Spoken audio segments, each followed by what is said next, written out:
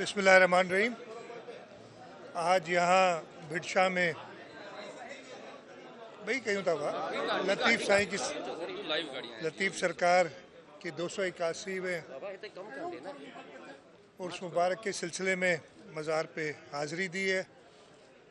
लतीफ़ साईं का जो पैगाम कि ये सिंध अमन का गहवारा, सूफ़ियों की धरती, उनसे यही इधर आके दुआ मांगी है कि हमारा प्यारा सिंध, हमारा मुल्क, बल्कि पूरी दुनिया शाद व आबाद रहे।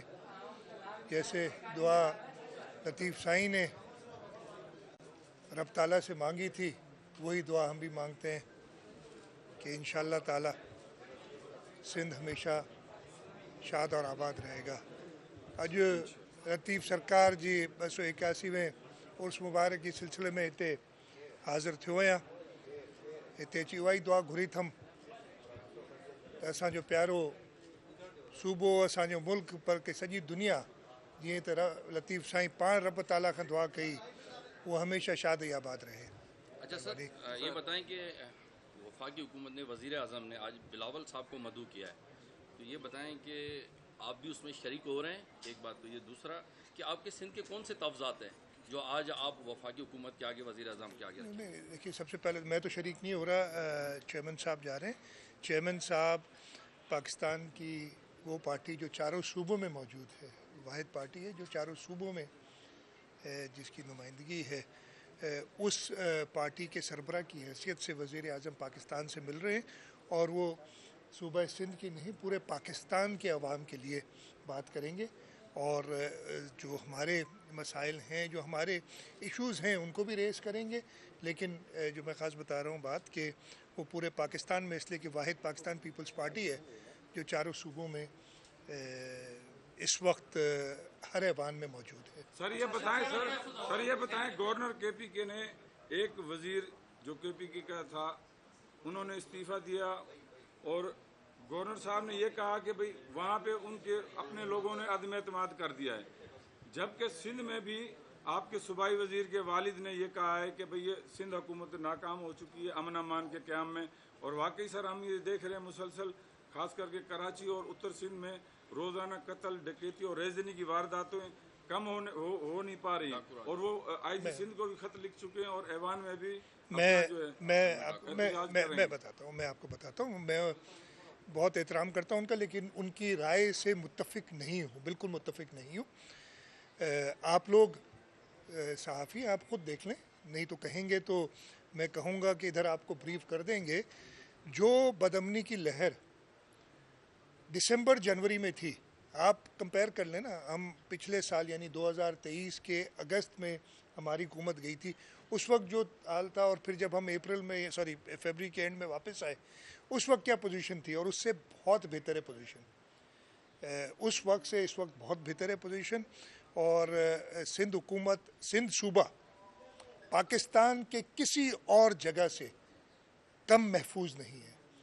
ये मसले, मैं किसी को नहीं कहना चाहता कि और सूबों में मसाइल हैं, दहशत गर्दी की बातें हैं, हमारे यहाँ हाँ, ये कराची के हवाले से स्ट्रीट क्राइम, वो भी तकरीबन आधे से कम हो गए जो जनवरी में था, आप लोग खुद देख लें।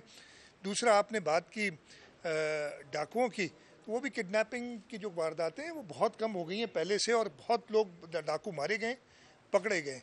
उसके अलावा अब ये हालत आ गई है, पहले डाकू क्या करते थे कि लोग खुद ही उनके पास जाते थे, वो अपने बिलों से निकल के बाहर आए और कभी किसी पुलिस चौकी पे बुज़दिलाना हमला करते हैं, कभी कहीं और कोशिश करते हैं कि गरीब लोगों को, मतलब ये बड़ी हैरत की बात है कि उन डाकुओं के लिए आप बात करें, इंशाअल्लाह ताला इन डाकुओं को ख़त्म किया बात, इन डाकुओं को हमारी हुकूमत, हमारी पुलिस, हमारी इंतज़ामिया, हम रेंजर्स और आर्मी की मदद लेते रहते हैं वक्तन फ़वक्तन जब ज़रूरत पड़ती है, इनको जहन्नुम रसीद करेगी।